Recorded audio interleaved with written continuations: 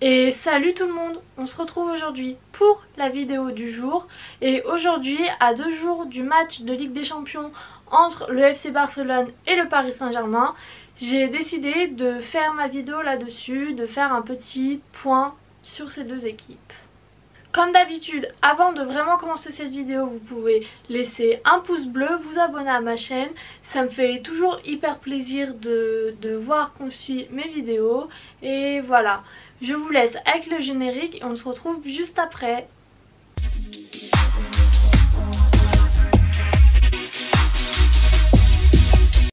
À 2 jours du match de Ligue des Champions entre le FC Barcelone et le Paris Saint-Germain, j'ai pensé que c'était le moment idéal pour faire un peu le tour de ces deux équipes, pour voir qui était le plus en forme et qui avait le plus de chances de gagner ce match aller. Cette vidéo elle va être structurée en 3 temps. Dans un premier temps, je vais parler des deux équipes en général parce qu'elles ont quand même pas mal de points communs. Et ensuite je détaillerai un peu plus équipe par équipe en 2 parties. Donc je détaillerai un peu plus la forme particulière des deux équipes. Les points communs qu'il y a entre ces deux équipes, c'est que c'est deux équipes qui ont très longtemps dominé leur championnat. D'un côté, le Paris Saint-Germain a très longtemps été au-dessus de toutes les autres équipes et de l'autre côté, le Barça a longtemps partagé l'affiche avec le Real. Et voilà, c'est vraiment deux équipes qui dans leur championnat respectif étaient au top niveau l'année dernière, les années d'avant. Sauf qu'on voit cette année, que ce soit le PSG ou le Barça, c'est très compliqué cette année. On a affaire à deux équipes très irrégulières. Que ce soit le Barça qui a encore perdu en Coupe du Roi face à Séville, qui a perdu en finale de Super Coupe d'Espagne contre l'Athletic Bilbao, ou que ce soit le PSG qui là aussi est un peu dans la même situation que le Barça, qui a très mal commencé sa saison. Ils ont perdu leur premier match face à Lens, ils ont eu un changement d'entraîneur entre temps et les résultats sont quand même très irréguliers. On voit que le PSG ça a tendance à aller un peu mieux, mais ils ont quand même perdu il n'y a pas longtemps contre Lorient qui est dans la partie très basse du tableau. Voilà, c'est deux équipes très irrégulières. Donc voilà, c'est quand même deux équipes qui sont très semblables dans la forme actuelle, dans la forme qu'elles ont maintenant. Et c'est vrai que c'est sur cela pour moi que le plus gros point d'interrogation de ce match va se poser. C'est-à-dire que oui, si on est dans un beau jour, tout va bien aller. Mais si on est dans un mauvais jour pour une des deux équipes ou pour les deux équipes, le match va être très décevant, je pense. Maintenant que j'ai abordé ce point des similitudes entre ces deux clubs, je voulais rentrer un peu plus dans la forme et l'état actuel des deux équipes. Donc pour le PSG, tout le monde est au courant, je pense maintenant. Le PSG doit faire face à beaucoup d'absents comme tout le temps PSG, j'ai l'impression, avant un match de Ligue des Champions. Cette année, c'est encore Neymar qui est blessé et qui pourra potentiellement aussi rater le match retour. C'est Di Maria qui est blessé aussi. C'est Verratti qui est quand même très incertain. Il n'aura pas joué face à Nice. C'est Navas qui revient de blessure, donc qui potentiellement n'aura pas beaucoup joué. Donc je pense que Pochettino, si Navas est jugé apte à jouer, le fera jouer, mais en soi il n'aura pas beaucoup de temps de jeu. C'est Dagba, c'est Bernat qui sont blessés, donc voilà, c'est vraiment beaucoup de blessures au PSG. Et le problème c'est que c'est des cadres qui sont blessés, c'est des joueurs importants. Déjà que de temps en temps l'attaque avec Neymar c'est compliqué, alors sans Neymar j'ai beaucoup de mal à envisager une attaque efficace. D'autant plus que Di Maria ne sera pas là non plus. Après c'est vrai que Di Maria, son impact est contrasté à l'image de toute l'équipe et très irrégulière. Mais voilà, c'est toujours un cadre en moins, c'est toujours un joueur qui quand même fait pas mal de choses dans le club, dans l'équipe.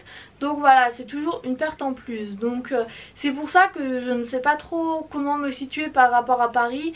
Parce que en soi, ils ont l'effectif pour faire face à ces blessures.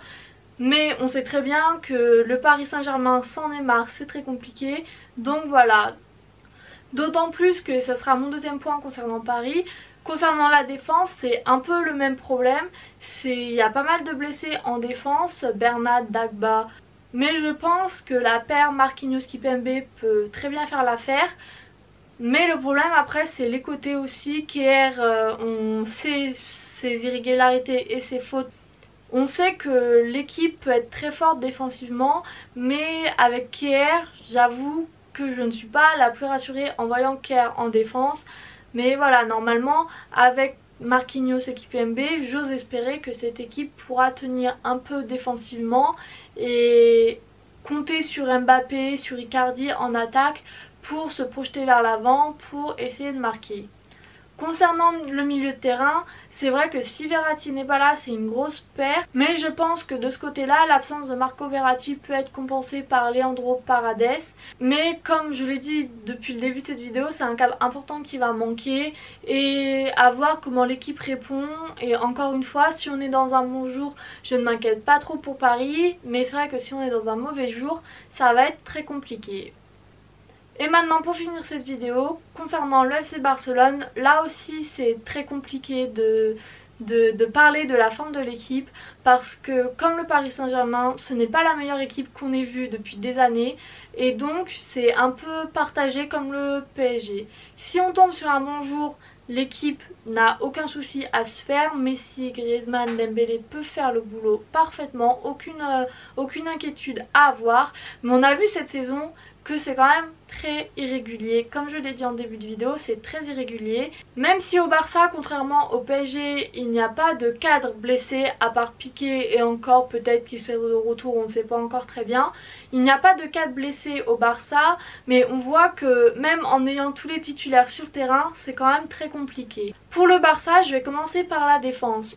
On a vu en milieu de semaine face à Séville que la défense elle est capable de faire d'énormes fautes durant les matchs, qu'elle n'est pas aussi solide qu'on aurait pu le penser ou qu'on aurait pu voir ces dernières années.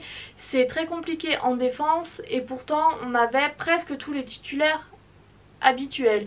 Bien sûr Piqué n'était pas là, mais pour moi une équipe comme le FC Barcelone doit être capable de réagir sans un titulaire en défense. Et on a vu que c'était compliqué. Samuel Umtiti a fait un mauvais match en milieu de semaine. Les autres défenseurs c'était très compliqué aussi. Mais voilà, pour moi le principal problème du FC Barcelone ça va être la défense. Si Mbappé et Icardi, pour ne citer que, sont dans un beau jour du côté du Paris Saint-Germain, je pense que ça va être très compliqué pour la défense de contrôler ces deux joueurs-là. Ça va être très compliqué de tenir tout un match. Donc voilà, pour moi, la plus grosse inquiétude du côté du Barça, c'est la défense. C'est cette défense qui peut faire d'énormes erreurs pendant les matchs. Donc voilà. D'un autre côté, l'attaque, c'est vrai que là aussi c'est compliqué parce que bon, l'attaque du FC Barcelone elle a plus rien à prouver. Messi, Griezmann, Dembélé, on a vu, ça marche bien. Sauf que le problème c'est comme le PSG, ça marche bien si on est dans un beau jour. Si on est dans un jour où un des trois ou deux sont dans un jour de moins bien, c'est très compliqué. On a vu dans le passé que même en alignant Messi, Griezmann, Dembélé, des fois ça ne marche pas, on n'arrive pas à se trouver, on n'arrive pas à marquer, on n'arrive tout simplement pas à faire la différence. Donc voilà, ça sera le résumé de cette vidéo, c'est l'irrégularité.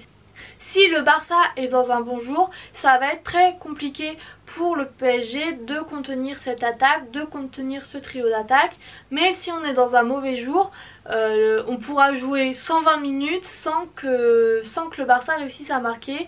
Donc voilà, pour moi c'est cela qui pose le plus gros point d'interrogation pour ce match. C'est la forme des équipes le jour J. C'est est-ce qu'ils ont bien dormi, est-ce qu'ils ont bien mangé, est-ce qu'ils se sont bien préparés. Voilà, il y a plein de facteurs qui rentrent en compte et je pense que c'est valable pour les deux équipes. Si on est dans un beau jour pour Paris Saint-Germain, ça va être compliqué pour le Barça, pour la défense du Barça. Si on est dans un beau jour pour le Barça, ça va être compliqué pour la défense du Paris Saint-Germain. Si on est dans un beau jour pour les deux équipes, ça va être un match fabuleux. Si on est dans un mauvais jour pour les deux équipes, ça va être un match très ennuyeux à regarder. Pour moi, ce match il sera résumé comme cela, c'est l'incertitude autour de la forme des deux équipes et cette question ne pourra avoir une réponse que dans les premières minutes du match, dans les 10 premières minutes du match. Pour moi, si je devais faire un pronostic, je pense que comme le Barça joue à domicile, même si en soi ça ne veut pas dire grand chose en ce moment, je miserais peut-être sur une petite victoire du Barça, peut-être 2-1 ou 1-0, mais je ne vois pas un score à rallonge comme le 8-2 face au Bayern. Mais voilà, pour moi ce sera peut-être une petite victoire pour le Barça, voire peut-être un match nul. Voilà pour cette vidéo. À 2 jours du match Barcelone-Paris Saint-Germain, je pense que c'était le bon moment pour faire cette vidéo. Et comme tout le monde, j'ai hâte de voir ce match, ne serait-ce que pour la revanche de la remontada de 2017. Donc voilà, j'avais envie de faire une vidéo comme celle-là, une vidéo sur la forme des deux équipes. J'espère que cette vidéo vous aura plu et quant à moi je vous dis à demain pour une nouvelle vidéo et salut!